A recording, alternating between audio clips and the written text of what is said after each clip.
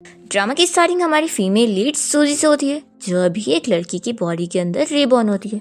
And उसे पता लगता है कि ये तो एक बेचारी लड़की है जिसे अपनी फैमिली की अडॉप्टेड बेटी की जगह यहाँ जेल भेज दिया गया। वो उस लड़की की पूरी स्टोरी याद कर रही होती है और हमें फ्लैशबैक में दिखाते हैं कि सूजी की फैमिली उसे अपनी अडॉप्टेड बेटी की जगह जेल भेजने की प्लानिंग कर रहे होते हैं। तो फिर वो कहने लगती है कि आखिर याओ ने किसी को कार से हिट करी है, तो आप लोग उसका ब्लेम मुझे क्यों लेने दे रहे। तो फिर यहाँ सूजी के डैड और भाई उसे समझाने लगते हैं कि क्योंकि वो किसी काम की नहीं है और उसकी जगह याओ तो कितनी ज़्यादा टैलेंटेड है, उसने फैमिली के लिए इतने सारे अवार्ड जीती है और फैमिली का नाम अच्छा करी है। और वो सूजी को चिल्लाते हैं कि तुमने तो उल्टा हमारा नाम खराब कर रही हो, तुम्हारा वो वीडियो लीक होने की वजह से फुयन ने तो ऑलरेडी तुम्हारे साथ शादी तोड़ दिया। वो तो अच्छा हुआ कि जो तुम्हारे साथ शादी करने के लिए मान गया, नहीं तो सोचो तुम्हारा क्या होता, हमारी भी कितनी बेइज्जती हो जाती। सूजी का फियांसी जो भी उससे कहने लगता है कि देखो तुम ही जेल चली जाओ, क्या तुम अपनी सिस्टर को जेल भेजना चाहती हो, तुम्हारे ऐसा करने से तो उसका करियर खराब हो जाएगा।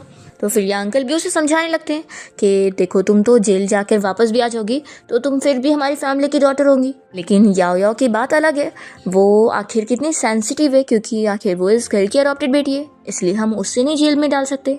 याओ यहाँ पर सूजी के पास आकर उसके कान में कहती है कि तुम्हारी जो म्यूजिक शीट है तुम्हारे जाने के बाद मैं उसका अच्छा यूज़ करूँगी। और फिर ये सारे लोगों से जेल भेज देते हैं। यही सारी चीज़ें अब यहाँ सूजी याद कर रही होती है कि इस बेचारी लड़की के साथ ये सब हुआ है। तो वो तो सोच लेती है कि अब इस लड़की की जगह मैं उसकी फैमिली के पास जाने वाली हूँ और उन सभी से इसका रिवेंज लेने वाली हूँ, और जो उन लोगों ने उसके साथ किया है उसका मैं डबल ट्रिपल उन्हें रिटर्न करने वाली हूँ। दूसरी तरफ हम हमारे मेल लीड जिन को देखते हैं, जिसे यहाँ उसका असिस्टेंट इस बारे में बता रहा होता है कि जेल में मिस सूजी को मारने के लिए किसी ने 2 लोग भेजे हुए थे, पर आपके ऑर्डर पर मैंने उन्हें पकड़ लिया हूँ और ये भी बात हो गई है कि अब मिस सूजी को कल ही जेल से छोड़ दिया जाएगा। जिन ये सुनकर खुश होता है और वो अपने पैट डॉग से कहने लगता है कि कल हम तुम्हारी मॉम से मिलने जाएंगे। फिर नेक्स्ट डे सूजी को यहाँ जेल से छोड़ दिया जाता है। जब वो बाहर आती है तो यहाँ पर फिर उसका लॉयर उसे बताता है कि जब तक वो अपने फैमिली मैटर को हैंडल नहीं कर लेती तब तक ये बॉडीगार्ड उसकी सेफ्टी के लिए उसके साथ रहेगा। तो यहाँ पर फिर सूजी जिनको देखते ही पहचानती है कि ये उसे जाना पहचाना लग रहा है, पर उसे फिर याद नहीं होता कि ये कौन है। वो उसे उसका नाम पूछती है और फिर उसके साथ कार में आके बैठती है। तभी जेन उससे पूछता है कि आज उसकी पूरी फैमिली उसकी अडॉप्टेड सिस्टर याओ का बर्थडे सेलिब्रेट करने के लिए एक होटल में गए हुए हैं, तो फिर वो होटल जाना चाहती है या फिर पहले घर पे। तो सूजी तो कह देती है कि ऑफ कोर्स पहले मैं उन लोगों को परेशान करने जाऊंगी। तो यहाँ पर ये सुनने के बाद जिन स्माइल करता है और उसे बताता है कि उसने ऑलरेडी उसके लिए पार्टी में जाने के लिए ड्रेस तैयार करके रखा है जो कि उसे पसंद आएगा। तो सूजी फिर ड्रेस को देखती है उसे पूछने लगती है कि तुम तो बस एक बॉडीगार्ड हो ना, तो तुम्हारे पास इतने पैसे कहाँ जो तुमने इतनी महंगी ड्रेस खरीदे। तो फिर वो कहता है कि अब से आप मेरी बॉस हो तो मुझे कुछ सिंसियरिटी तो दिखानी चाहिए ना। फिर सूजी खुश होती है। फिर इसके बाद जब सूजी जिनके साथ यहाँ पार्टी में पहुँचती है तो सूजी का फियांसी जो उसे देखते के साथ ही शॉक होता है और कहता है कि तुम जेल से बाहर कैसे आ गई। देखो तुम्हें अभी यहाँ से जाना चाहिए, आज याओ का बर्थडे और उसका स्पेशल डे, यहाँ पर मीडिया वाले भी आए हैं, तो तुम यहाँ पे रहोगी तो याओ की इमेज खराब हो सकती है, तो अब भी जाओ यहाँ से। जैसे यहाँ सूजी को हाथ लगाने वाला होता है तो जिन इसका हाथ पकड़ के मोड़ देता है और सूजी इस जोर से कह देती है कि आखिर तुम अपने आप को समझते क्या हो, और फिर वो जिन को इसे छोड़ने का ऑर्डर दे देती है और सीधा फिर पार्टी के अंदर आती है। तो जैसे यहाँ पर याओ से देखती है तो वो सोचती है कि ये यहाँ पर क्या कर रही है, क्या ये प्रॉब्लम क्रिएट करने आई है। वो तुरंत ही उसके पास आती है और पूछती है कि सिस्टर तुम यहाँ पर कैसे, तुम्हें तो अभी जेल में होना चाहिए था ना, क्या तुम स्पेशली यहाँ मेरा बर्थडे सेलिब्रेट करने आई हो। सूजी कहती है कि बर्थडे नहीं, मैं तो यहाँ पर तुम्हें डिस्कस करने आई हूँ। ऐसा बोलकर उसे धक्का देते हुए वो चली जाती है अपना बैठने के लिए और जिन उसे सीट निकाल के दे रहा होता है। तभी यहाँ पर इस बारे में याओ जो को बता रही होती है कि लगता है सिस्टर मुझसे हेट करती है। तो फिर जो कहता है कि वो जेल से आने के बाद लगता है बहुत ज़्यादा गुस्सा है। याओ कहती है कि कहीं ऐसा तो नहीं कि वो गुस्से में तुम्हारे साथ अपनी एंगेजमेंट तोड़ दे। तो जो कहता है कि ऐसा हो ही नहीं सकता, वो आखिर मुझसे बहुत प्यार करती है और वैसे भी उस जैसी जेल से छूटी हुई लड़की को कौन ही मिलने वाला है, तो मेरे अलावा उसके पास कोई ऑप्शन नहीं है। तो याओ कहती है कि आखिर उसके पीछे जो मैन खड़ा है वो कौन है। तब यहाँ पर सूजी तो इस पूरी फैमिली को देखकर सभी के नाम सोच रही होती है कि सारे यहाँ पे टेबल पे बैठे, और बाकी जो और याओ से तो वह गेट पर मिल गई थी, लेकिन एक बंदा नहीं दिख रहा जिसका नाम जिहान है। वही तो इस सूजी के साथ सबसे अच्छे से था ना, तो वो कहाँ पर है। असल में वो सूजी का छोटा भाई है। यहाँ पर जिन उसके क्लोज आता है और पूछता है कि क्या कुछ ऑर्डर है। तो फिर वो कहती है कि आखिर जिहान क्यों नहीं दिखाई दे रहा है। तो ये बताता है कि असल में इस फैमिली का जो 4th यंग मास्टर है वो अभी बीमार है, इसलिए वो रूम में रेस्ट कर रहे हैं। फिर याओ यहाँ पर आकर सूजी से पूछने लगती है कि सिस्टर क्या तुम बताओगी कि जेल में आखिर कैसी फीलिंग आती है, मुझे भी जानना है। तो इसकी बात सुनकर यहाँ पर लोगों को पता लग जाता है कि ये लड़की असल में जेल से आई हुई है, तो सभी लोग उसका मजाक बना रहे होते हैं। तो सूजी भी इस याओ को अच्छा जवाब देती है कि इतनी भी जल्दी क्या है, एक दिन जब तुम खुद जेल में जाओगी ना तो फिर तुम्हें वहाँ का लेफ्ट ओवर फूड जरूर खाने को मिलेगा। इस बात से याओ गुस्सा हो जाती है। तो फिर यहाँ सूजी के डैड उसे चिल्ला रहे होते हैं कि तुम किस तरीके से बात कर रही हो। सूजी कहती है कि जिसको नहीं सुनना है वो जाके मर जाए। तो फिर डैड चिल्लाते हैं कि आखिर आज याओ का बर्थडे है और तुम उसके बर्थडे वाले दिन उसे कैसी चीज़ें बोल रही हो, क्या तुम उसे कर्ज कर रही हो। फिर सूजी का भाई उसे कहने लगता है कि याओ बस तुम्हारा जेल का एक्सपीरियंस जानने के लिए क्यूरियस हो रही थी, इसका ये मतलब नहीं है कि तुम उसे ऐसे ताने सुनाओगी। देखो अब यहाँ पर आई गई हो तो अच्छी फैमिली की तरह रहो। तभी सूजी को याद आ रहा होता है कि उसका जो ये भाई है वो बिल्कुल भी उसे अच्छे से ट्रीट नहीं करता है एंड उसका सारे काम का क्रेडिट उसने याओ को दे दिया था और उसके ऊपर ही सारा ब्लेम डाला था कि उसे तो उल्टा अच्छी सिस्टर बन के सब कुछ सहना चाहिए। सूजी ये सब याद करके वाइन लेकर उसके सामने फेंक देती है और ग्लास को भी फोड़ देती है। तो फिर उसके डैड चिल्लाते कि आखिर तुम अपने भाई की कैसे बेइज्जती कर रही हो। सूजी तो कह देती है कि पहले जो बेइज्जती करता है उसे रिटर्न में भी यही मिलेगा। और फिर वो जिन से कहती है कि हम लोग चलते हैं, मुझे यहाँ पर बहुत ही डिस्गस्टिंग फील हो रहा है। और वो स्टाइल में यहाँ से जिन के साथ चली जाती है। नेक्स्ट सीन में हम देखते हैं कि सूजी फिर जब यहाँ अपने घर पे पहुँचती है तो सारी मेट्स उसे बाहर ही रोक लेती है और उसे कह देती है कि यहाँ पर अरे गहरे लोगों का आना अलाउड नहीं है और ख़ास करके क्रिमिनल रिकॉर्ड वाले लोगों का तो बिल्कुल भी नहीं।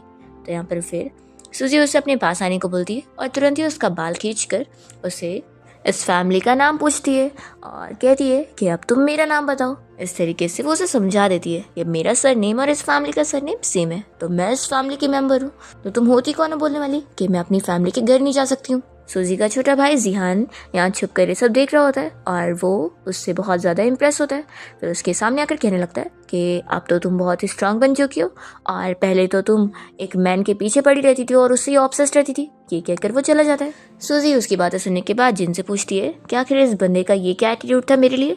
तो जिन कहता है कि फिक्र मत करो, जब मेरे पास फ्री टाइम होगा तो मैं इसे पीटूंगा। सूजी फिर जैसे ही अंदर जाती है तो उसे एक एंटीक रखा हुआ दिखाई देता है, तो ग्लास फोड़कर वो उसे निकालने जा रही होती है। यहाँ पर जीन उसे रोकता है और कहता है कि तुम्हारे हाथ में चोट लग जाएगी। वो उसे निकाल कर उस ग्लास को देता है, जिसे देखकर फिर सूजी को और पुरानी चीज़ें याद आई होती है। फ्लैशबैक में दिखाते हैं कि सूजी जब न्यू अपने इस घर में आई होती है तो यहाँ पर उसकी फैमिली तो उसकी अडॉप्टेड सिस्टर का बर्थडे सेलिब्रेट कर रहे होते हैं और बारी बारी उसे अच्छे अच्छे गिफ्ट दे रहे होते हैं। सूजी के पास तो पैसे नहीं होते और वो बस एक ग्रीटिंग कार्ड उसे देती है, जिसे देखकर फिर उसकी फैमिली उसकी बेइज्जती करने लग जाते हैं कि आखिर क्या उसके पास पैसे नहीं है जो उसने इतना बेकार से अपनी सिस्टर को गिफ्ट दिए। तो सूजी के छोटे भाई हान को ये बिल्कुल पसंद नहीं आता और वो पूरी फैमिली से कहता है कि आखिर आप लोग सिस्टर को कैसे ट्रीट कर रहे हो, आज इसका भी तो बर्थडे है ना। तो फिर याओ तुरंत ही बेचारी बनने का नाटक करते हुए कहने लग जाती है कि सिस्टर मैं जानती हूँ कि इतने सालों से मैं तुम्हारी जगह तुम्हारे घर पे रह रही थी तो तुम मुझसे बहुत ही हेट करती होंगी। ये सुनते के साथ ही फिर अंकल यहाँ पर फिर सूजी को ही चिल्ला रहे होते हैं कि आखिर ये है तुम्हारी बायोलॉजिकल सिस्टर नहीं है तो क्या हुआ, ये भी हमारी फैमिली का हिस्सा है, तो आखिर तुम्हें इसे इतने बुरे तरीके से कैसे ट्रीट कर सकती हो। सूजी का भाई भी उसे चिल्ला देता है और कह देता है कि मैं तो तुम्हें नहीं बल्कि सिर्फ याओ को ही अपनी सिस्टर मानने वाला हूँ। तो यहाँ पर फिर हान कहता है कि सिस्टर ये लोग तुम्हारा बर्थडे सेलिब्रेट नहीं कर रहे तो कोई बात नहीं, मैं करूँगा। और वो अपनी तरफ से सूजी को गिफ्ट दे रहा होता है तो जल्दी से आंटी वो गिफ्ट लेकर इस याओ को दे देती है। अब यहाँ फ्लैशबैक ख़त्म होता है और सूजी जिनसे इस बारे में पूछ रही होती है कि ये एंटीक क्या कोई लग्जरी आइटम है। तो फिर वो उसे बताता है कि हाँ। सूजी को शक हो रहा होता है कि इसे लग्जरी चीज़ों के बारे में पता है तो ये कोई नॉर्मल बॉडी गार्ड तो है नहीं। फिर इतने में सूजी की पूरी फैमिली यहाँ पर आ जाते हैं और आंटी तो उसे चिल्लाने लगती है कि आखिर उस गिफ्ट को तुमने हाथ कैसे लगाई, वो याओ का सबसे फेवरेट है। यहाँ पर सूजी का भाई भी उसे यही कह रहा होता है याओ की चीज़ों को हाथ मत लगाओ। सूजी कहती है कि अच्छा तो ये उसकी फेवरेट है। फिर वो इस ग्लास को गुस्से में उठा के जोर से फेंक कर तोड़ देती है और कहती है कि सॉरी गलती से मेरा हाथ स्लिप हो गया। तभी यहाँ पर ये सारे लोग तो शॉक हो जाते हैं और हान ये सब देखकर खुश होता है कि उसने बिल्कुल सही करी है। और फिर हान वापस से अपना रूम में चला जाता है और फिर सूजी इन सभी को सुनाते हुए जिनसे कहने लगती है कि कुछ लोग कितने ख़राब होते हैं ना, जो कि दूसरों की चीज़ों को अपनी समझने लगते हैं। तो जिन कहता है कि ऐसे लोगों को अपने हाथों से गंदे काम करने की आदत हो गए तो इनके तो हाथ ही काट देने चाहिए। फिर ये सुनकर याओ को तो चक्कर आने लगता है और वो तुरंत ही बेहोश हो जाती है। तो यहाँ पूरी फैमिली उसकी केयर में लग जाते हैं कि तुरंत ही डॉक्टर को बुलाओ। तभी सूजी जिन को ऑर्डर दे रही होती है कि जब तक याओ अनकॉन्शियस है तो मैं उसके रूम में रहूँगी, क्योंकि मैंने सुनी हूँ कि उसके रूम की लाइटिंग बड़ी अच्छी है। तो जिन उसके ऑर्डर पे फिर उसे याओ के रूम में लेके जाने के लिए निकलता है। इसके बाद जब याओ को होश आता है तो वो देखती है कि वो यहाँ सोफ़ा पर है। तो फिर वो पूरी फैमिली से पूछती है कि आप लोग मुझे मेरे रूम में क्यों नहीं लेकर गए। तो फिर ये लोग बताते हैं कि असल में तुम्हारे रूम में अब सूजी रह रही है। तो ये सुनकर वो शॉक हो जाती है। यहाँ पर फिर सूजी का भाई से बता रहा होता है तुम्हारे रूम से तुम्हारा सारा सामान भी दूसरे बेडरूम में शिफ्ट करवा दिए, और जब हम लोग तुम्हें लेकर हॉस्पिटल गए थे तब उसने ये सब करी। ये सुनने के बाद याओ को तो फिर से चक्कर आ जाता है। दूसरी तरफ हम देखते हैं कि सूजी यहाँ रूम में होती है और जब वो अपना बाल कॉम्ब करने जा रही होती है तो उसे कुछ आ ही नहीं रहा होता है। तभी जिन आकर उसकी हेल्प करने लगता है और कहता है कि अब से ये काम तुम मुझ पे छोड़ दो, मैं हैंडल कर लूँगा। तो फिर वो कहती है कि तुम्हें तो कितना कुछ आता है, आज होटल में भी मेरा बाल तुमने ही बनाए थे। फिर वो सूजी को रेडी कर देता है और वो पूछती है कि तुम यहाँ पर इसलिए आए हो ना क्योंकि वो याओ पक्का जाग गई होगी। तो ये बताता है कि हाँ जाग गई थी, लेकिन जैसे उसने सुनी कि तुमने उसका रूम ले लियो तो फिर वो गुस्से में फिर बेहोश हो गई। सूजी कहती है कि ये तो बस शुरुआत है, अभी स्ट्रेस को मैं क्या क्या नहीं करने वाली हूँ, इस सब से झेलना होगा। जिन पूछता है कि क्या तुमने इस फैमिली में अपनी अथॉरिटी अच्छे से इस्टेब्लिश कर ली। तो सूजी कहती है कि नहीं, अभी तो लास्ट स्टेप बचा हुआ है। तो फिर जिन पूछ रहा होता है कि अब तुम नेक्स्ट क्या करने वाली हो, तुम्हारा क्या प्लान है। सूजी कहती है कि नेक्स्ट प्लान ऑफ कोर्स ये होगा कि पहले मुझे अब याओ के सारे बैकर्स को डील करना है, और पहले मैं किसे चुनूंगी ये तो अभी मेरे मूड पे डिपेंड होगा। और फिर वो उसे अपने साथ डिनर पे नीचे चलने बोलती है। जब ये पूरी फैमिली फिर खाने के लिए बैठते हैं तो सूजी का कटोरा यहाँ पर सर्व किया ही नहीं जाता। तो सूजी अपने भाई जियांग का ले लेती है। ये देखते ही फिर वो उसे चिल्लाने जा रहा होता है, पर तभी उसे याद आता है कि उसका जो बॉडी गार्ड है वो कितना ज़्यादा स्ट्रिक्ट है। लास्ट टाइम ही उसने बोला था कि वो लोगों के हाथ काट देगा। तो यही डर के मारे वो बैठ जाता है और कहता है कि अपना हाथ में जला लेना। फिर सूजी अपनी फैमिली को कुछ बोल रही होती है तो वो लोग तो उसकी बातों को इग्नोर करते हुए यहाँ पर याओ से बातें कर रहे होते हैं और उसे बता रहे होते हैं कि आज उसकी पसंद के सारे खाने बने हुए। सूजी को फिर गुस्सा आ जाता है और वो कटोरा रखती है और यहाँ पर उसके ऑर्डर पर जिन तुरंत ही सारे खाने को गिरा देता है। तो ये देखकर पूरे लोग शॉक हो जाते हैं और चिल्लाते हैं कि क्या तुम पागल हो गई हो, ये क्या हरकत है। तो सूजी कहती है कि ये मेरी तरफ से आप लोगों के लिए वार्निंग थी, अगर अगली बार इसे मेरे हिस्से का खाना छीन कर अगर आप लोगों ने इस याओ को दिया तो इससे भी ज़्यादा बुरा करूँगी, तो फिर याद रखना ऐसे करने की सोचना भी मत। ऐसा बोलकर फिर वो जिन के साथ चली जाती है और उसके पीछे पीछे यहाँ पर उसका छोटा भाई हान भी चला जाता है खुश होकर। तब यहाँ पर याओ को तो बहुत गुस्सा आती है। ये सोच रही होती है कि सब इस बॉडी गार्ड के दम पर वो इतना उड़ रही है, वो उसे प्रोटेक्ट जो कर रहा है, तब मुझे इस बॉडी गार्ड को खरीदना होगा। फिर ये तुरंत ही जिन के पास पहुंच जाती है और उसे पूछती है कि सूजी ने आखिर तुम्हें कितने पैसे दिए जो तुम उसके लिए इतना काम कर रहे हो कि उसे हर वक्त प्रोटेक्ट करते रहते हो। देखो मैं तुम्हें उससे डबल पैसा देने वाली हूँ, तो इसलिए मेरी बात सुनो और उसे प्रोटेक्ट करना बंद कर दो। और देखो मेरे साथ रहोगे ना तो फिर फ़ायदे में रहोगे। मेरी बहुत ही रिच फैमिली फू फैमिली में शादी होने जा रही है और मैं बहुत ही पावरफुल बन जाऊंगी। तो फिर यहाँ पर ये उससे उसके पैसे ले लेता है। याओ तो बड़ी खुश हो जाती है कि इस बॉडी गार्ड से डील करना तो इतना सिंपल था, पर तभी यहाँ पर जिन तो इसके ये पैसे फेंक देता है और उसे समझाने लगता है कि वो इसे ऐसे खरीद नहीं सकती, वो अपने आप को समझती क्या है। वो उसका लेवल बताने लगता है कि वो कितनी ज़्यादा यूजलेस है। सूजी की फैमिली को उसके अगेंस्ट करके ही तो वो यहाँ पर रह पा रही है, नहीं तो उसकी खुद की कोई वैल्यू कहाँ है। और एक रिच फैमिली में शादी करने के सपने देख रही है वो पावर पाने के लिए, और उसके ऊपर ऐसे हंसकर उसका लेवल दिखाकर यहाँ पर वो फ्रूट्स उठा लेता है और कहता है कि अब हट जाओ, मुझे अपनी मिस को फ्रूट देने जाना है, वो मेरा इंतजार कर रही होंगी। फिर याओ गुस्से में सूजी के फियांसी जो को कॉल करती है और उसे कहने लगती है कि यहाँ सूजी मुझे बुली कर रही है, तुम यहाँ मुझे प्रोटेक्ट करने के लिए आओ। फिर नेक्स्ट टाइम देखते हैं कि सूजी यहाँ ब्रेकफास्ट कर रही होती है और यहाँ पर जिन उसके साथ ही खड़ा होता है। तभी इतने में जो पहुँच जाता है सूजी को चिल्लाने के लिए। उससे कहता है कि मैंने सुना कि तुमने यहाँ पर आते के साथ ही याओ को परेशान करना शुरू कर दियो।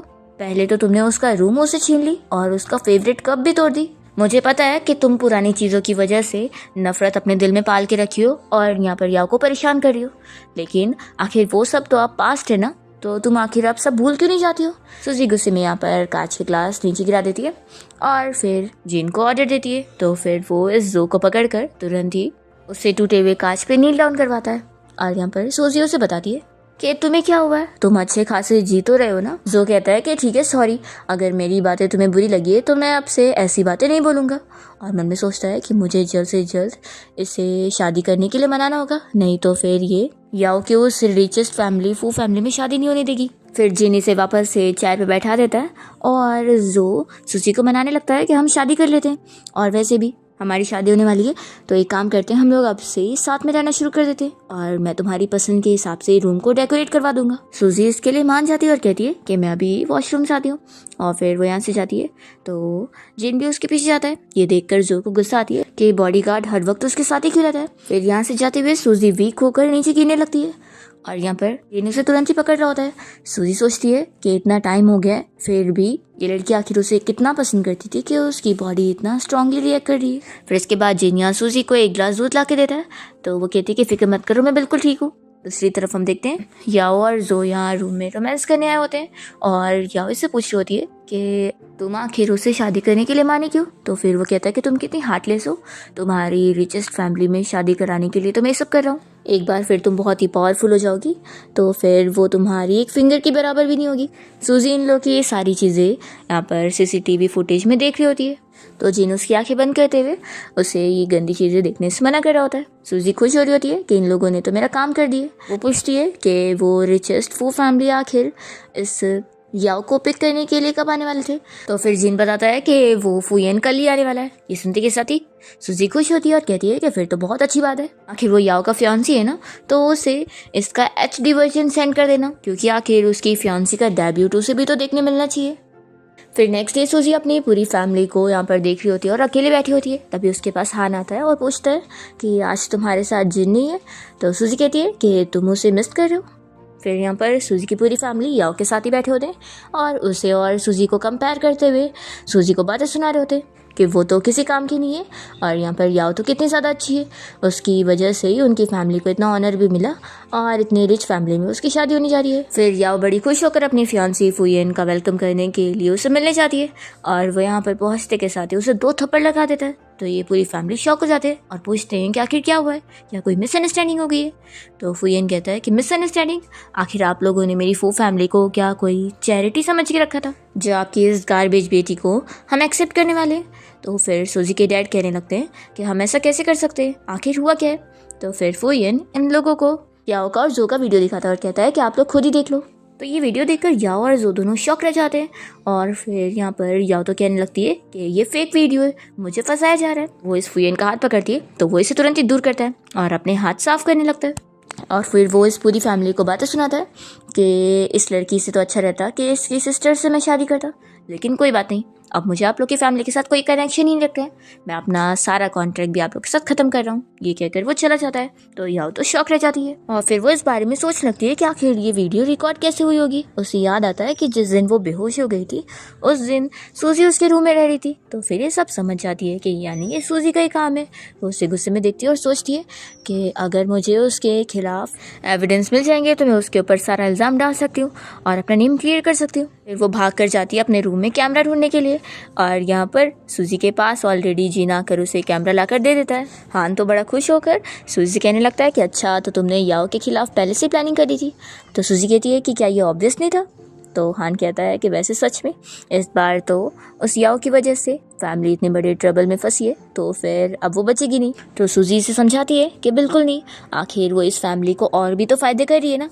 वो इसके सारे और भी चीज़ों का उसे बताने लग जाती है कि उसकी वजह से फैमिली को इतना फ़ायदा हो रहा है तो वो लोग उससे कुछ नहीं कहेंगे। फिर याओ पूरी फैमिली को यहाँ सूजी के पास ले आती है और कहती है कि मॉम डैड मैं कह रही हूँ ना, सब इसने करी है। हाँ इसने अभी एविडेंस मिटा दिए इसलिए अभी मैं कुछ प्रूव नहीं कर पा रही हूँ, लेकिन मुझे इसी के ऊपर ही शक है क्योंकि यही मुझसे सबसे ज़्यादा नफरत करती है। तभी अंकल तो कह देते हैं कि आखिर याओ हम तुम्हारी हेल्प कैसे करें, तुम्हारे पास तो कोई एविडेंस ही नहीं है। पर तभी यहाँ डैड याओ का ही साथ देने लगते हैं और कहते हैं कि याओ बिल्कुल सही कह रही है और वो सूजी को चिल्लाते हैं कि अगर तुम इस फैमिली से खुश नहीं हो तो निकल जाओ यहाँ से। सूजी कहती है कि आप ये क्या बोल रहे हो, अगर मैं यहाँ से चली जाऊँगी तो फिर आखिर आप लोग को मैं डिस्गस्ट कैसे करूँगी। ये सुनकर वो लोग यहाँ पर गुस्सा हो रहे होते हैं और आंटी तो यहाँ पर चिल्लाने लगती है कि आखिर तुम कितनी ज़्यादा ख़राब हो। और फिर यहाँ जो भी सूजी को बातें सुनाने लगता है और कहता है कि तुमने याओ का ये वीडियो शूट करके उस फुयन को दिखा दिए तो क्या हुआ, ये मत सोचना क्या वो फुयन तुमसे शादी करेगा, इसके तुम सपने भी मत सोचना। इसकी बुराई के लिए चाह रहा होता है तो जिन गुस्से में फिर उसे मारता है। सूजी कहती है कि जिन तुम्हें पता है कि मुझे इसकी बातों से कितना ज़्यादा हर्ट हुआ है। तो फिर जिन इस जो को और मारता है और फिर जो को इतनी ज़्यादा चोट लग जाती है। तो सूजी कहती है कि जिन थोड़ा संभाल के, अगर ये जो क्रिपल हो गया तो सोचो बेचारी याओ का क्या होगा।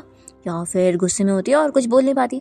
तभी डैड यहाँ कहने लगते हैं कि जाने दो, जो को तुरंत ही हॉस्पिटल लेकर चलो। और फिर सारे फैमिली चले जाते हैं और याओ भी जाने लगती है। तो सूजी उसे कहती है कि अगर मैं तुम्हारी जगह होती ना तो मैं कोई कैमरा ढूंढने नहीं जाती, बल्कि खुद का ही कोई कैमरा लाकर इल्ज़ाम लगा देती, क्योंकि इस पूरी फैमिली को कोई असली एविडेंस थोड़ी ना चाहिए, बस एक चीज़ चाहिए जिससे फिर वो लोग अपना गुस्सा निकाल सके। पर तुम तो इतनी बड़ी इडियट हो कि तुम कोई झूठा एविडेंस भी नहीं ढूंढ पाई। सोचो तुम्हें आता ही क्या है, बस तुम मेरी चीज़ों का यूज़ करके इस फैमिली की नज़रों में अपनी वैल्यू बना के रखी हुई हो। नहीं तो तुम्हारा तो कुछ है ही नहीं। सोचो, मुझे तो तुम्हारे लिए बहुत ही ज़्यादा बुरा लग रहा है। दिन जब इस फैमिली को पता चलेगा कि तुम उनके लिए कितनी ज़्यादा यूज़लेस हो, तो फिर तुम्हारा क्या होगा। तो फिर याओ गुस्से में चली जाती है और हान सूजी से पूछता है कि आखिर तुम उसे क्यों सिखा रही हो। तो सूजी कहती है कि उसे सिखा के भी कोई फ़ायदा नहीं है, क्योंकि वो कुछ नहीं सीखने वाली। और फिर ये तीनों साथ में चले जाते हैं। फिर रात में हम देखते हैं कि सूजी कुछ खरीदने के लिए बाहर गई होती है एंड जब वो रास्ते में रोड पर वॉक कर रही होती है तभी याओ तेज़ी में कार चलाते हुए आती है और वो सोच लेती है कि वो सूजी को मार देगी। तो यहाँ पर सूजी फिर उसे देखकर भी सामने ही खड़ी रहती है और बिल्कुल नहीं डरती। तो याओ को उसे डर कर कार रोकना पड़ता है और यहाँ पर फिर वो कहती है कि देखना, मैं तुम्हें 3 महीने के अंदर उस फैमिली से निकलवा दूंगी। सूजी कहती है कि देख लेंगे, मैं तो तुम्हें 1 साल का टाइम देती हूँ, तुम कुछ नहीं कर पाओगी। तो फिर याओ को तो बहुत गुस्सा आता है। फिर रात में हम देखते हैं कि सूजी की नींद खुल जाती है और वो देखती है कि बाहर बारिश हो रही है और यहाँ उसके पैर बहुत दुख रहे। उसे पता लगता है कि याओ ने जो सूजी के पैर में चोट करवा दी थी वो अभी तक ठीक नहीं हुए और उससे अभी भी दर्द होते। फिर वो पानी पीने के लिए जब बाहर आती है तो उसे याओ मिल जाती है और वो उसे कहने लगती है कि पक्का तुम्हारे पैर में दर्द हो रहा होगा ना, आखिर पैर टूटने के बाद इतनी जल्दी थोड़ी ना ठीक हो सकते हैं। तुम्हें पता है, आज भी मेरे बैलेट डांसर के टीचर तुम्हारे बारे में पूछते रहते हैं कि आखिर तुम कहाँ चली गई और अचानक से कैसे गायब हो गई, तुम तो कितना अच्छा डांस किया करती थी। ऐसा बोलकर वो उसकी बेइज्जती कर रही होती है। इतने में डैड याओ को पूछने लगते हैं कि आखिर तुम बीच रास्ते में क्या कर रही हो। तो याओ जानबूझ के फिर सूजी का हाथ पकड़ के खुद को पुश कराने का झूठा नाटक करती है। और तभी इतने में सूजी फिर गिरने वाली होती है तो जल्दी से जिन आकर उसे बचा लेता है। और फिर यहाँ पर याओ की केयर करने के लिए पूरी फैमिली पहुँच जाते हैं और सूजी के डैड उसे पूछने लग जाते हैं कि ये सब क्या है। फिर यहाँ पर याओ एक्टिंग करते हुए कहने लगती है कि मैं तो बस सिस्टर की केयर करने आई थी, क्योंकि बारिश वाले दिन उनके पैर और दुखते हैं, तो यहाँ पर मैं उनसे पूछने आई थी, पर उन्होंने फिर भी मुझे पुश कर दी। ये सुनने के साथ ही फिर आंटी सूजी को चिल्ला रही होती है कि अब तुम बस भी करोगी, पहले तुमने याओ की मैरिज खराब कर दी और अभी भी उसे बुली कर रही हो। ये तो तुम्हारी केयर करने आई थी और तुमने उसे ही पुश कर दी, कितनी अनग्रेटफुल हो तुम। फिर यहाँ पर अंकल भी सूजी को बातें सुना रहे होते हैं कि आखिर वो जेल से आई हुई है तो उसका दिमाग कहीं ठीक है। तो याओ कहती है कि कोई बात नहीं, आप लोग मेरी साइड लेते हुए ऐसा मत बोलो। और वो सूजी के सामने आकर कहने लगती है कि मैंने तो सिस्टर के लिए एक अच्छे बोन डॉक्टर से बात भी कर ली थी और उनका अपॉइंटमेंट भी ले ली थी, लेकिन लगता है सिस्टर को इसकी ज़रूरत ही नहीं है। सूजी फिर यहाँ पर गोल्फ स्टिक उठाकर जिनको ऑर्डर देती है कि इस बेकार लड़की का मुंह तोड़ो और फिर वो एक स्टिक से उसे मार देता है। तो फिर सूजी का भाई उसे चिल्लाने लगता है कि तुम खुद तो डिसेबल हो, तो क्या तुम दूसरों को भी वही हाल में बनाना चाहती हो। क्या तुम्हें पता भी है कि अभी याओ को जल्दी से कंपटीशन के लिए भी जाना है। सूजी कहती है कि मुझे भी कंपटीशन के लिए जाना था जब मेरे पैर टूटे थे। तो यहाँ पर फिर उसके डैड कहने लगते हैं कि तुम तो ऐसे कह रही हो जैसे हमने कुछ करे, तुम खुद सीढ़ियों से गिरी थी और अपने पैर तोड़ी थी, इस वजह से तुम्हें कंपटीशन से रिजाइन देना पड़ा था। तो फिर हान सभी को बताता है कि याओ ने असल में सिस्टर को ढकेल दी थी, इस वजह से उनके पैर में चोट आई थी। तो फिर अंकल कहता है कि फिर तुम्हें इस बारे में पहले बताना चाहिए था, तो फिर हम तुम्हारी साइड लेते और तुम्हें छोड़ते नहीं, आखिर अब बता के क्या ही फायदा है, ये तो बिल्कुल वेस्ट है। सूजी यहाँ पर याओ से कहती है कि अब तो मेरे साथ साथ तुम्हारे भी पैर दुखेंगे, तो जो तुमने अपॉइंटमेंट ली थी वो वेस्ट नहीं जाएगा। और फिर सूजी जिन से कहती है कि मेरे पैर दुख रहे हैं, तो फिर वो उसे उठा के लेकर जाता है और ये पूरी फैमिली यहाँ याओ की केयर करने में लग जाते हैं। सूजी फिर यहाँ जिन से पूछती है कि तुम आखिर कैसे आ गए थे। तो वो कहता है कि मुझे पता था कि तुम्हारे पैर ज़रूर दर्द देंगे, इसलिए मैं तुम्हारे रूम में गया था ताकि तुम्हारे पैर को मैं बाथटब में सोक करवाऊँ, ताकि फिर इससे तुम्हें रिलीफ मिले, पर तुम रूम में थी नहीं। लेकिन अब लगता है सिर्फ उससे काम नहीं चलेगा, तुम्हें हॉस्पिटल चलना होगा चेकअप के लिए। तो सूजी मान जाती है। फिर चेकअप के बाद जब दोनों हॉस्पिटल से निकल रहे होते हैं तो फिर जिन तो सूजी को समझा रहा होता है कि अब डॉक्टर की बात तुम्हें बिल्कुल भी भूलना नहीं है और ज़्यादा टाइम तक खड़े नहीं रहना है, और ख़ास करके जब तुम्हारे पैर दुखा करेंगे तो मैं पहले से ही मेडिसिनल बाथटब का प्रिपरेशन कर दिया करूँगा। तो वो कहती है कि ठीक है, मैं समझ गई। फिर सूजी पूछती है कि वैसे वो जो भी तो हॉस्पिटल में होगा ना। तो ये बताता है कि उसके साथ याओ भी है। तो सूजी कहती है कि अरे यार, काश पॉपकॉर्न और कोक भी होता तो ज़्यादा मज़ा आता। ये सुनकर स्माइल करता है और फिर वो उसके लिए पॉपकॉर्न ले आता है। तो सूजी फिर पॉपकॉर्न खाते हुए यहाँ पर जो और याओ दोनों को देख रही होती है तभी इतने में जिन उसके शोल्डर पे से लीफ हटाने में हेल्प करता है। तो फिर ये देखकर वो शाय हो जाती है और जिन भी स्माइल कर रहा होता है। तभी जो यहाँ याओ के सामने अपने आप को मार रहा होता है और कह रहा होता है कि सारी गलती मेरी है, अगर मैंने ऐसा ना किया होता तो फिर आज तो तुम्हारी उस रिचेस्ट फू फैमिली में शादी हो गई होती। तो ये मन में सोचती है कि हाँ सारी गलती तुम्हारी है, तुम बहुत ही यूज़लेस हो। पर वो उसे दिखाने के लिए यहाँ पर नाटक करती है कि नहीं, आखिर तुम्हारी गलती कैसे हो सकती है, तुमने कुछ नहीं करे हो, उल्टा सारी गलती तो मेरी है। और अब तो मुझे कितना बुरा लग रहा है कि फैमिली को अब मुझ पर कितना डिसअपॉइंटेड फील हो रहा होगा, क्योंकि अब तो मेरे पैर में चोट भी आ गई है, मैं डांस भी नहीं कर सकती हूँ। तो फिर ये कहता है कि नहीं, तुम ऐसा अपने बारे में बिल्कुल मत फील करो। वैसे भी तुम तो बहुत ही अच्छी सिंगर भी तो हो ना, तुमने जो लास्ट टाइम जो सॉन्ग लिखी थी उसके ऊपर तुम्हें तो उस पर गोल्डन अवार्ड भी मिला था, तो क्यों ना तुम सॉन्ग लिखो। तो कहती है कि अभी मेरी हालत ठीक नहीं है, इसलिए मैं सॉन्ग नहीं लिख पाऊंगी। तो जो इसका साथ देते हुए कहता है कि कोई बात नहीं, मैं उस सूजी से बोलूँगा कि वो अपनी मेहनत करे और तुम्हारे लिए सॉन्ग लिखे, कि उसकी वजह से तुम्हारा ये हाल हुआ है, तो उसे तुम्हें कंपनसेट करने के लिए इतना तो करना ही होगा, तभी मैं उसे शादी करूँगा। नहीं तो मैं उसे कह दूँगा कि मैं उसे बिल्कुल पसंद नहीं करने वाला और उसे कभी शादी नहीं करूँगा, तो फिर वो ज़रूर सुनेगी। तो फिर याओ खुशी होती है और कहती है कि तुम कितने ज़्यादा अच्छे हो, वो उसे थैंक्स बोल रही होती है। सूजी ये सब देखने के बाद जिनसे कहती है कि अब मैं बोर हो चुकी हूँ, चलो हम लोग यहाँ से चलते हैं। जब ये लोग यहाँ से जा रहे होते हैं तभी इतने में अंकल यहाँ पर सूजी को लेकर कहने लगता है कि अच्छा, तो अब तुम फिर से झूठा बीमार होने का नाटक कर रही हो, सच में तुम कितनी ज़्यादा ड्रामेबाज हो। सूजी को इस अंकल को देखकर पुरानी चीज़ें याद आ रही होती है कि कैसे इसने सूजी को पहले भी बुरी तरीके से ट्रीट किया है। जब बहुत पहले उसके पैर में चोट लग गई थी तो वो घर पे यहाँ पर मेडिसिन लेकर आई हुई थी और वो अपने डैड से पैसे मांग रही थी हॉस्पिटल में देने के लिए। तो यहाँ पर फिर उसके अंकल ने उसका स्टैंड भी नीचे गिरा दिए थे और उसके ऊपर झूठ एक्टिंग करने का इल्ज़ाम लगाए थे कि वो कोई बीमार है भी नहीं और झूठा नाटक कर रही है। आंटी भी कह रही होती है कि बस वो नॉर्मली सीढ़ियों से तो गिरी है ना, तो इतना क्या नाटक कर रही है, इतनी थोड़ी ना चोट आएगी। और वो सभी उसको मिलकर इग्नोर कर रहे होते हैं और उसकी बीमारी को झूठा बोल रहे होते हैं। सूजी अपनी मेडिकल रिपोर्ट भी दिखाने लगती है, तो भी अंकल कहते हैं कि तुमने पैसे लेने के लिए झूठी मेडिकल रिपोर्ट भी बना ली। तभी आओ यहाँ पर उसे झूठा पैसा देने का नाटक करती है, तो सूजी लेने जा रही होती है। तभी अंकल रोक देते हैं कि इसके झूठ को तुम बिलीव मत करो और इसे कोई पैसे देने की ज़रूरत नहीं है। अभी फ्लैशबैक यहाँ पर ख़त्म होता है और सूजी को तो बहुत ज़्यादा गुस्सा आती है इस अंकल के ऊपर। तो वो तुरंत ही जिनसे कहती है कि मुझे ना किसी को भी सर ऊपर करके बात करना बिल्कुल पसंद नहीं है। तो फिर जिन तुरंत ही इस अंकल को पकड़ के नीचे बैठा देता है और फिर सूजी इस अंकल को अच्छे से सबक सिखाती है और उसकी टाई को यहाँ पे टाइट करते हुए उसका दम घोट देती है और कहती है कि याद रखना, ये तो कुछ भी नहीं था, अगली बार अगर तुमने मुझे परेशान करने की कोशिश की तो इससे भी ज़्यादा बुरा होगा और मैं तुम्हें भी डिसेबल कर सकती हूँ, फिर देखते हैं तुम कितनी एक्टिंग करोगे बीमार होने की। और फिर इसे डराने के बाद सूजी तो यहाँ से चली जाती है। फिर सूजी जब जिन के साथ घर पहुँचती है तो वो मेड वगैरह से इस बारे में पूछती है कि हान कहाँ पर है। तो फिर वो लोग बताते हैं कि यंग मास्टर कहीं बाहर गए हुए।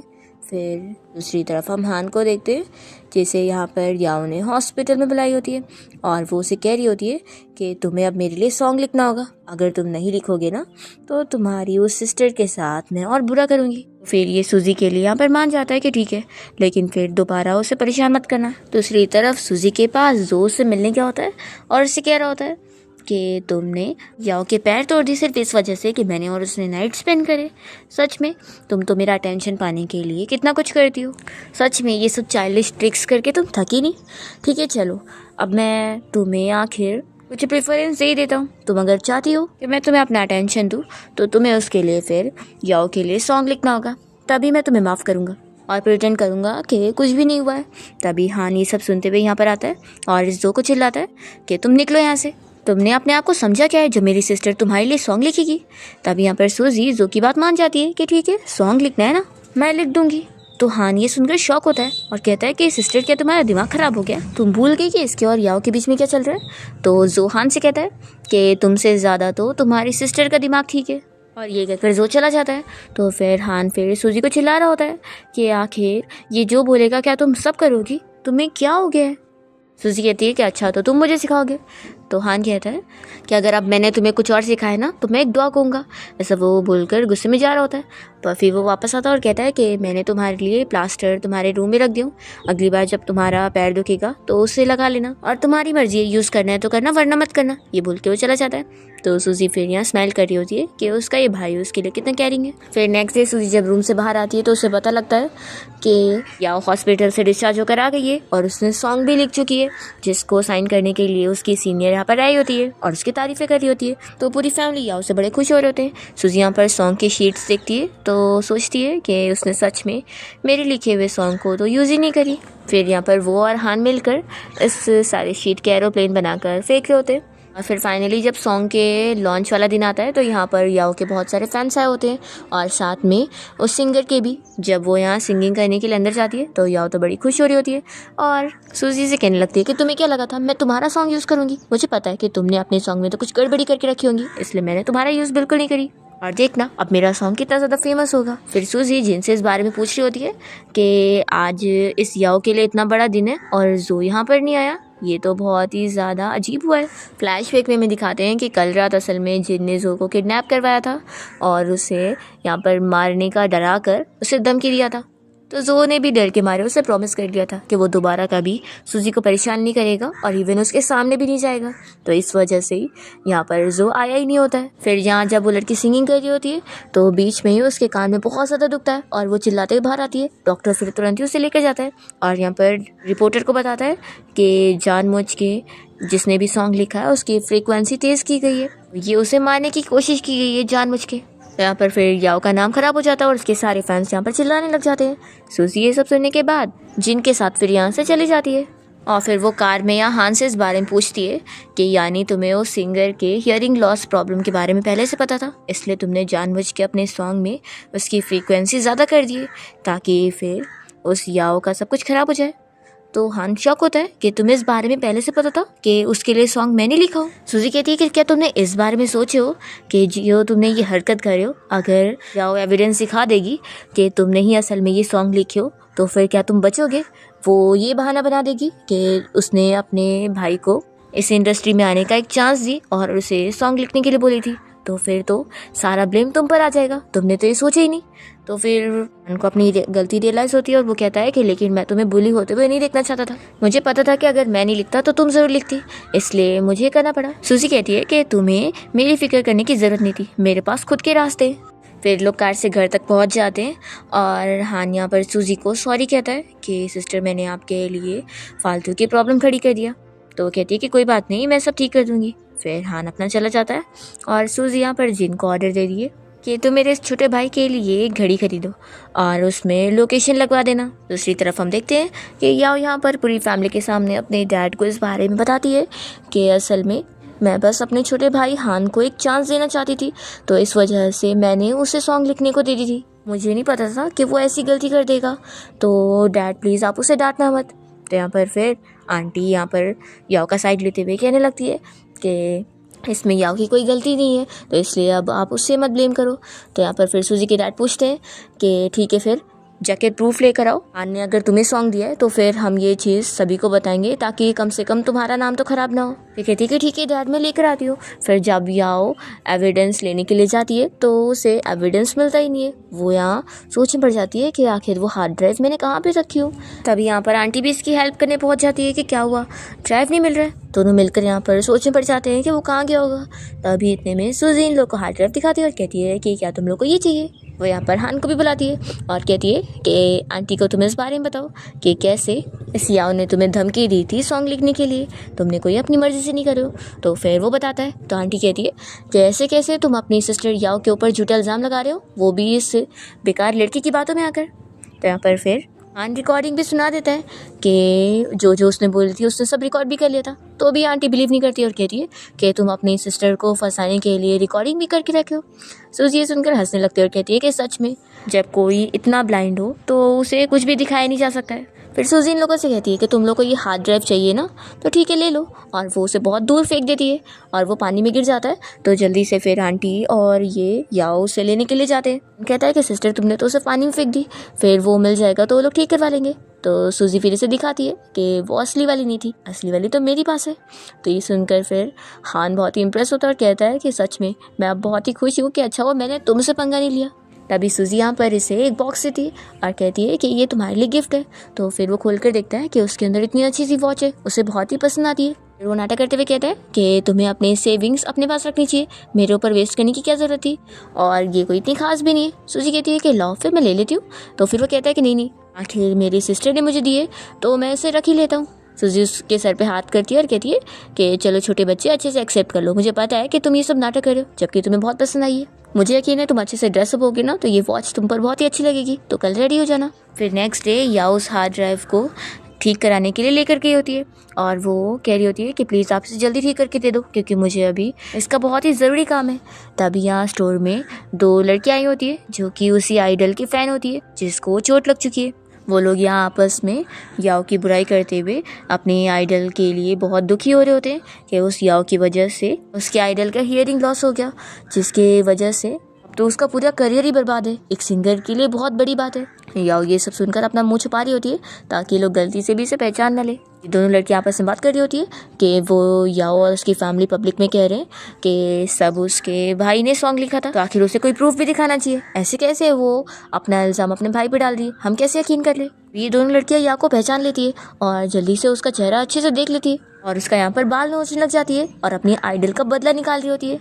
तो याओ कहती है कि छोड़ो मुझे, मेरे पास एविडेंस है, मेरे भाई ने ही सॉन्ग लिखा है, मैंने नहीं, मैं ये प्रूफ करके दिखा दूंगी और मैं एविडेंस लेकर भी आई हूँ। फिर यहाँ पर वो बंदा जल्दी जल्दी ठीक करके दे देता है कि ये लो देख लो और यहाँ पर झगड़ा करना बंद करो।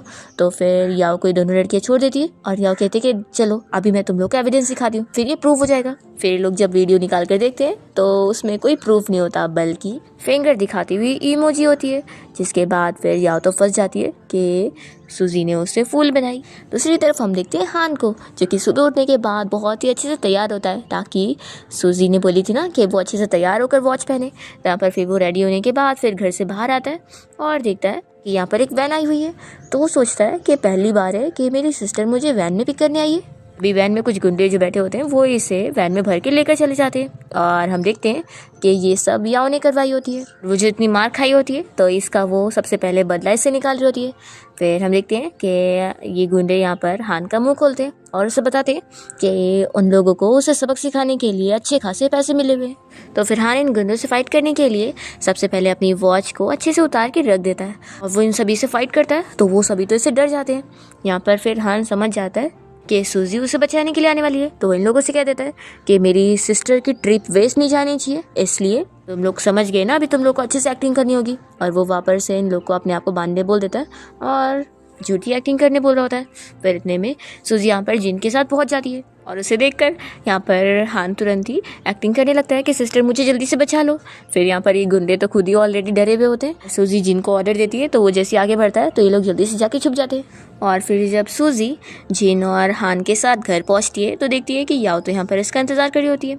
और फिर सूजी जिन और हान दोनों से कहती है कि तुम लोग अपना ऊपर रूम में जाओ। तो याओ भी गुस्से में बाकी दोनों मेट्स को जाने के लिए बोलती है और फिर वो इसे चिल्लाकर पूछती है कि ये सब तुम्हारा ही काम है ना। तो सूजी कहती है कि तुम्हें तो मुझे थैंक्स करना चाहिए, देखो अब तो तुम आराम से सारा ब्लेम मुझ पे डाल सकती हो कि मैंने हार्ड ड्राइव फेंक दी, इसलिए तुम अपना ब्लेम नहीं हटा पाई और मेरी वजह से अब सारे लोग तुमसे नफरत कर रहे हैं। और बताओ, तुम तो मुझे थैंक्स करने के बजाय मुझे अक्यूज़ कर रही हो। तुम्हें पता है तुम्हारी क्या गलती है कि तुम मुझे हरा नहीं पा रही हो, क्योंकि तुम्हारे अंदर कुछ भी क्वालिटी नहीं है, ना तुम्हारे अंदर फैशन सेंस है और ना ही तुम्हें कुछ आता है। ये बोलकर सूजी फिर यहाँ से चली जाती है। जब वो अपने रूम में यहाँ पर निशानी लगा रही होती है तो यहाँ पर जिन उसके लिए फ्रूट लेकर आता है और कहता है कि यानी कि तुम तो मेरे बिना भी अपने आप को प्रोटेक्ट कर सकती हो। सूजी कहती है कि तो क्या, इंटेलिजेंस में तो मुझे कोई हरा ही नहीं सकता। जिन उससे पूछता है कि अगर एक कॉइन को 1.5 मीटर के आगे डिस्टेंस में पानी में फेंका जाए तो क्या वो भी तुम कर सकती हो। सूजी कहती है कि ऑफ कोर्स, ये तो मैं आंखें बंद करके भी कर लूँगी। तो फिर वो याद कर रहा होता है कि एक बार वो अपनी मॉम के लिए प्रेयर करने के लिए टेम्पल गया हुआ था और वहाँ पर वो कॉइन को पानी में डाल रहा था ताकि वो बस विश मांग सके कि उसकी मॉम जल्दी ठीक हो जाए। तो यहाँ पर वो इतने सारे कॉइन डालने के बाद भी पानी तक नहीं डाल पा रहा था। अभी वहाँ पर सूजी ने गुजरते हुए उसकी हेल्प की थी और एक ही बार में उस कॉइन को डाल दी थी और उसे बताई थी कि उसकी मॉम पक्का ठीक होगी। फिर यहाँ पर ये याद करके वो सोचता है कि यानी वो उस दिन लकी नहीं थी और वो बहुत ही खुश होकर उसे ऐसे देख रहा होता है। तो सूजी पूछती है कि क्या मेरे फेस पर कुछ लगा हुआ है जो तुम मुझे ऐसे देख रहे हो। तो फिर जिन सूजी को इस बारे में बताता है कि उसका अंकल हॉस्पिटल से डिस्चार्ज हो चुका है और वो लोग मिलकर प्लानिंग कर रहे हैं कि वो लोग याओ को वापस से प्रमोट करने वाले और वापस इंडस्ट्री में लाने वाले। तो ये कहती है कि मुझे पहले से पता था, तो चलो अब उस अंकल को हराने के लिए पहले मुझे कुछ पैसे कमाने की ज़रूरत होगी, नहीं तो मैं स्टॉक्स कैसे खरीदूँगी। फिर वो जाती है और बहुत सारी अलग अलग लॉटरी खरीद कर सभी को स्क्रैच कर रही होती है कि क्या पता कोई वो लॉटरी जीत जाए। और क्योंकि पहले से ही जिन ने तो लॉटरी जीतने का इंतज़ाम करके रखा था, इसलिए वो 5 मिलियन की लॉटरी जीत भी जाती है और बहुत ज़्यादा खुश होती है कि अब इन पैसों से वो काम हो जाएगा। सूजी फिर अपने अंकल के सामने अच्छी बनने का नाटक करती है और उनके साथ में घर आ जाती है, जो कि अभी भी उसके साइड नहीं होते और उसे अभी भी गलत बोलते हुए याओ का ही साथ दे रहे होते हैं। रात में सूजी सोफा पर ही सो जाती है। तो फिर हान कह रहा होता है कि मैं जाता हूँ, मेड को बुला लेता हूँ ताकि वो मेरी सिस्टर को रूम तक छोड़ दे। तभी यहाँ पर जिन जब सूजी को देखने आता है तो उसे ऐसे सोते हुए देखकर वो उसे किस करने जा रहा होता है, पर इतने में वो फेस हटा लेती है। तो फिर ये उसे किस नहीं करता और उसे उठा के रूम में लेके जाता है। फिर नेक्स्ट मॉर्निंग हम देखते हैं कि सूजी ने हान के लिए ब्रेकफास्ट बनाई होती है और यहाँ पर हान उससे कह रहा होता है कि सिस्टर तुम्हें नहीं लगता है कि वो जिन पक्का तुम्हें लाइक करता होगा। तो सूजी कहती है कि आखिर मैं इतनी फेयर हूँ, इतनी ब्यूटीफुल हूँ, तो ऐसे कैसे वो मुझे लाइक नहीं करता। अगर नहीं करता होगा ना तो उसके अंदर प्रॉब्लम होगी। हान कहता है कि वैसे अगर उसका कोई अल्टरियर मोटिव होगा ना तुम्हारे अगेंस्ट, तो मैं तो उसे छोड़ने वाला नहीं हूँ। सूजी कहती है कि ये सब छोड़ो और खाने पे ध्यान दो। फिर यहाँ वो उसका ब्रेकफास्ट टेस्ट करता है जो कि उसे बिल्कुल पसंद नहीं आता, पर वो झूठा नाटक करता है कि नहीं सिस्टर बहुत ही अच्छा बना है। तो सूजी अपनी तारीफ सुनकर खुश हो रही होती है कि मैं हूँ ही बहुत ही अच्छी शेफ़। नेक्स्ट डे वो अपनी पूरी फैमिली के सामने यहाँ पर अपने खुद की बड़ाई कर रही होती है कि उसने जो स्टॉक खरीदी उसका प्राइस काफ़ी बढ़ते जा रहा है।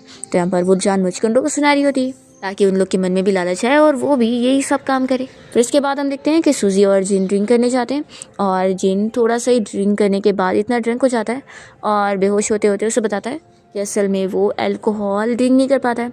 फिर सूजी इसे लेकर घर आती है। जब उसे वो बेड पे लिटा रही होती है तभी वो थोड़ा होश में आता है और उसे सूजी को देखकर लगता है कि वो सपना देख रहा है। तो फिर वो उसे किस करने लग जाता है। यहाँ पर सूजी उसे रोकने की कोशिश करती है पर वो उसे किस करे जा रहा होता है।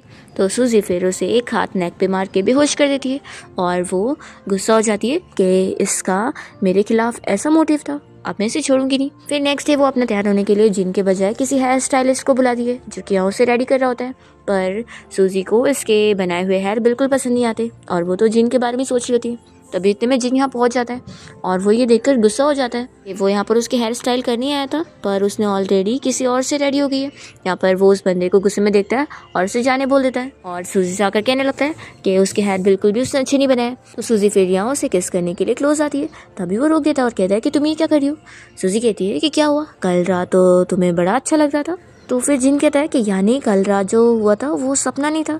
सूजी तो इससे बहुत ज़्यादा ही गुस्सा हो जाती है और कहने लगती है कि मैं हर चीज़ अपना खुद कर सकती हूँ, मुझे किसी के ऊपर डिपेंड होने की ज़रूरत नहीं है। तो यहाँ पर फिर जिन उसे बताने लगता है कि मैं मानता हूँ कि कल रात मैंने लिमिट क्रॉस कर दिया, लेकिन मैं कल होश में नहीं था।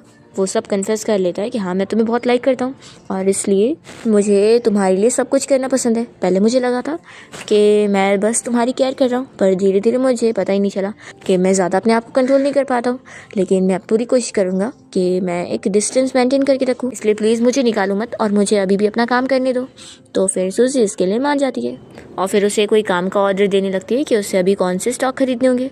तो फिर वो खुश होता है कि वो उसे अभी भी अपना काम करने दे रही है। फिर इसके बाद सूजी अपने साथ हान को भी मिला लेती है और दोनों मिलकर फिर यहाँ पर पूरे फैमिली मेम्बर को गलत वाले स्टॉक खरीदने पर यहाँ पर इन लोग को फूल बना रहे होते हैं और उन लोग को लगता है कि सच में इसमें फ़ायदा है, तो वो लोग भी वही स्टॉक खरीदने पर लग जाते हैं और अपने सारे शेयर्स को लगा डाल रहे होते हैं। सूजी उन लोगों तक फेक इन्फॉर्मेशन भी पहुँचाती है कि उसमें सच में फ़ायदा होने वाला है, तो फिर वो लोग यहाँ पर रुकते नहीं हैं और अपना सब कुछ लगा डाल रहे होते हैं। और इस तरीके से सूजी तो बस उनके खिलाफ धीरे धीरे अपनी प्लानिंग कर रही होती है। यहाँ पर जिन फिर जब उसके लिए काम कर रहा होता है एंड उसके लिए कबर्ड में से ड्रेस वगैरह निकाल रहा होता है, तभी वो उसे देखती रह जाती है और उससे फिर से वो रात याद आ रही होती है। तो वो सोचती है कि शायद अब वो भी उसे धीरे धीरे लाइक कर रही है। फिर फाइनली सूजी के अंकल ने जो स्टॉक प्राइस में अपने सारे शेयर्स लगा दिया था उसका बहुत ही नुकसान हो जाता है। तो सूजी के डैड फिर यहाँ पर उसे थप्पड़ लगाते हैं कि इतना बड़ा लॉस करवा दिया उसने, और सूजी उन्हें सब बताने लगती है कि उनकी जो महंगी वाली कार थी वो भी उसने यूज़ कर लिया, उनका जो इम्पॉर्टेंट प्रॉपर्टी थी वो भी यूज़ कर लिया। तो फिर ये सुनकर वो अंकल को और थप्पड़ लगा रहे होते हैं। तो फिर अंकल यहाँ पर सूजी से झूठा सॉरी बोलने का नाटक करता है, पर वो फिर मेड को कहकर उसकी कॉफ़ी में ड्रग मिलाने का ऑर्डर देता है। सूजी ये पहले ही जान जाती है और हान के साथ पहुंच जाती है उस मेड के पास और उससे पूछती है कि आखिर उसे ये ऑर्डर किसने दिया। वो नहीं बता रही होती है, तो फिर ये कॉफ़ी वो उसके मुंह में ही डाल देती है और कहती है कि अब बताओ। तो फिर वो मेड सब बता देती है कि ये सारा काम उसके अंकल और उसकी आंटी का है, उन लोगों ने उसे ड्रग देने का ऑर्डर दिए। और फिर यहाँ मेड को अंकल आंटी जब चिल्ला रहे होते हैं तो सूजी वहाँ पहुँच जाती है अपने इस अंकल को चिल्लाने के लिए, और उसने ऑलरेडी पुलिस को भी बुला के रखी होती है जो कि उसके अंकल को अरेस्ट करके लेके जाते हैं। फिर रात में सूजी जब यहाँ पानी पीने के लिए आती है तो उसकी आंटी उससे बातें सुनाने लग जाती है और कहती है कि तुम्हें क्या लगता है कि जो भी फैमिली मेम्बर याओ को पसंद करते हैं तुम उन्हें दूर भेज दोगी और फैमिली से निकाल दोगी, तो क्या हम याओ को अपना फैमिली मेम्बर नहीं मानेंगे? ऐसा बिल्कुल नहीं होगा। तुम हमारे लिए कोई इंपॉर्टेंट नहीं हो, तुमसे ज़्यादा याओ ही हमारी फैमिली मेम्बर रहेगी। सूजी को ये सुनने के बाद फिर अपनी इस आंटी के बारे में भी पुरानी चीज़ें पता चलती है और उसे पता लगता है कि ये आंटी पहले से उसे कितना बुली करते आई है और एक बार वो उसे पैसों के लिए बेचने तक चली गई थी। सूजी यही सब याद करके अपनी आंटी के सामने ग्लास उठा के मारने का नाटक करती है, तो फिर उसकी आंटी तो डर जाती है। यहाँ पर सूजी उन्हें समझाने लगती है कि इस घर में जो जो याओ को पसंद करता है उनको अपनी कीमत तो चुकानी पड़ेगी और ऊपर से याओ ने जो भी की है उसकी भी कीमत उसे चुकानी होगी। मैं किसी को भी छोड़ने वाली नहीं हूँ। उसकी आंटी फिर उसे चिल्लाने लगती है तो सूजी भी कहती है कि आप बस इंतजार करो, आपकी भी बारी जरूर आएगी। तभी दो मेड्स ये सब देख के डर रहे होते हैं और वो लोग बातें करने लगते हैं कि मिस सूजी तो बिल्कुल ही क्रेजी है। तभी इतने में सूजी पीछे से उन लोग के बीच में आ जाती है और कहती है कि मुझे ये टाइटल बड़ा अच्छा लगा, चलो अब तुम लोग भी जाके रेस्ट कर लो। ऐसा बोल के वो भी अपने रूम में चली जाती है। फिर नेक्स्ट डे भी यहाँ पर आंटी तो याओ के साथ बैठकर सूजी को दिखा रही होती है कि वो अभी भी उसकी केयर नहीं करती। जिनके साथ यहाँ से चली जाती है तो याओ यहाँ पर आंटी से कह रही होती है कि आप फिक्र मत करो, मैं उसे सबक सिखाऊंगी। फिर हम देखते हैं कि यहाँ पर सूजी को मारने के लिए गुंडा उसके ऊपर अटैक करने को करता है, पर यहाँ पर जिन तुरंत ही उसे प्रोटेक्ट कर लेता है और उसे डरा के भगा देता है। तो फिर सूजी कहती है कि मेरा कितना अच्छा मूड था बाहर अच्छे से घूमने का, पर इसने सब खराब कर दिया। और फिर सूजी यहाँ जिन को देखते रह जाती है तो फिर वो उसे कहता है कि मुझे लगता है कि तुम ऑलरेडी मुझे लाइक करने लग गई हो। तो इस पर वो कुछ नहीं कहती और स्माइल करके चली जाती है। अब यहाँ पर सूजी का जो दूसरा भाई है वो तो अभी भी उसे ब्लेम कर रहा होता है एंड वो भी आंटी के साथ मिलकर याओ की तरफ ही होता है और सूजी को ही हर चीज़ के लिए यहाँ पर बातें सुना रहा होता है कि वो उसे कुछ नहीं मानने वाला है। तो यहाँ पर सूजी को तो कोई फ़र्क नहीं पड़ता और वो तो अपने छोटे भाई हान के साथ यहाँ पर ड्रिंक कर रही होती है। ये पार्टी असल में याओ के लिए रखी गई होती है, उसका पियानो का टैलेंट दिखाने के लिए। जब याओ सभी के सामने पियानो प्ले करती है तो सारे लोग उसके लिए बहुत ही खुश हो रहे होते हैं और तारीफ़ कर रहे होते हैं। और फिर यहाँ पर सूजी उससे भी अच्छा पियानो प्ले करती है तो सारे लोग तो शॉक हो जाते हैं कि ये तो उससे ज़्यादा टैलेंटेड है। फिर यहाँ पर जो एक बहुत ही फेमस मास्टर आए होते हैं वो तो सूजी को अपना डिसिबल बनाने के लिए मान जाते हैं, ना कि इस याओ को। तो इस बात से फिर आंटी को गुस्सा आती है। तो फिर याओ और आंटी जब यहाँ पार्टी में सूजी को बातें सुना रहे होते हैं तो लोग यहाँ फिर इन्हें चिल्ला रहे होते हैं और इनके मुंह पे केक भी फेंक देते हैं। फिर पार्टी के बाद सूजी जब यहाँ जिन के पास आकर खड़ी होती है तभी इतने में एक क्लाइंट उससे मिलने के लिए आया होता है और वो उसे अपना कार्ड भी दे रहा होता है और उसे मिलने के लिए बुला रहा होता है। तो यहाँ पर जिन जब कार्ड लेने को कहता है तो सूजी ले लेती है और उस क्लाइंट से बहुत ही अच्छे से बात करते हुए कहती है कि मैं ज़रूर आऊँगी। तो फिर जिन तो इस बात से थोड़ा जेलस हो रहा होता है और फिर फाइनली सूजी अपने भाई को भी सबक सिखाती है, क्योंकि जब उसका लॉस हो जाता है तो वो यहाँ पर सूजी को मारने आता है, पर जिन उसका हाथ पकड़ के रोक देता है और इस तरीके से सूजी अपने इस भाई से भी बदला ले ही लेती है। फिर नेक्स्ट डे वो बहुत ही अच्छे से तैयार होकर अपने उस क्लाइंट के साथ डेट पर गई होती है और यहाँ पर जिन बाहर ही खड़ा होता है। सूजी जब उसके साथ यहाँ होटल रूम में आई होती है तो वो बंदा तो ऑलरेडी याओ के साथ ही कॉल पर बात करके मिला होता है। यहाँ पर सूजी झूठा उससे क्लोज होने का नाटक करती है और फिर उसके नेक पर मार के उसे हटा देती है और यहाँ से जाने लगती है। तो फिर वो उसे बताता है कि सच में याओ ने बताई थी मुझे तुम्हारे बारे में, लेकिन मैंने तो तुम्हें अंडर एस्टिमेट किया। सूजी को फिर याओ का नाम सुनकर और गुस्सा आ जाती है और वो इस बंदे को पूरी तरीके से मारने के बाद यहाँ से बाहर निकलती है और सोचती है कि मुझे एक एक्स्ट्रा ड्रेस लाना चाहिए था। तभी देखती है कि जिन बाहर उसका वेट कर रहा होता है और वो उसे देखती रह जाती है कि वो कितना हैंडसम लग रहा है। फिर वो उसके पास भागते हुए जाती है और उसे हग करती है और उसे झूठा नाटक करते हुए बताती है कि उस बंदे ने उसे ड्रग दे दिया है। तो यहाँ पर फिर पहले तो वो उसे कार में बैठाता है। सूजी सोचती है कि ये एक्सक्यूज़ अच्छा है, वो जिन को तुरंत ही यहाँ पर कार में ले लेती है और उसे हेल्प करने के लिए बोल रही होती है। तो जिन कहता है कि मुझे सब पता है कि तुम कोई भी अनकॉन्शियस नहीं हो और पूरे होश में हो। तो फिर सूजी भी एडमिट कर लेती है और दोनों यहाँ नाइट स्पेंड करते हैं और फिर फाइनली सूजी और जिन तो रेट करने लग जाते हैं और हम देखते हैं कि फिर सूजी अपनी पूरी फैमिली को इस तरीके से सबक सिखाती है कि उनकी पूरी कंपनी को ही वो बैंकरप्ट करवा देती है और यहाँ पर फिर वो लोग कोई काम के नहीं बचते हैं। सूजी की फिर लास्ट बारी होती है याओ से बदला लेने की। तो याओ तो यहाँ पर उससे बचकर भाग रही होती है। तो यहाँ पर सूजी और जिन दोनों ही उसे फॉलो करते हुए पहुँच जाते हैं। याओ तो शॉक हो जाती है कि आखिर तुमने मुझे कैसे ढूंढ ली।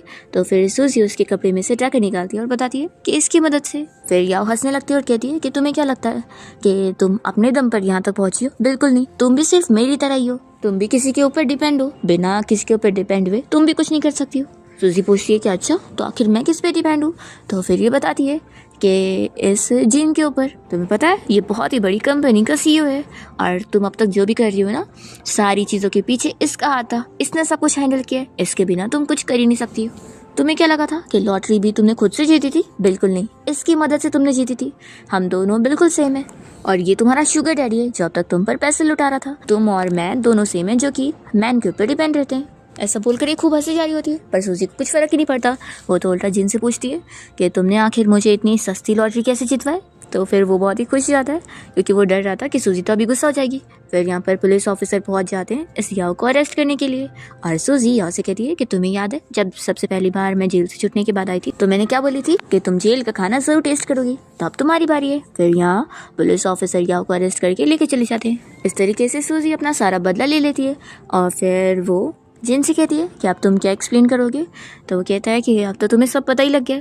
वो उससे मनाने लगता है कि मैं हमेशा तुम्हारे साथ रहना चाहता हूँ। तो सूजी तो यहाँ पर जिन को हक करती है और वो उसे एक्सेप्ट कर लेती है। इसी के साथ ही इस ड्रामा की हैप्पी एंडिंग होती है।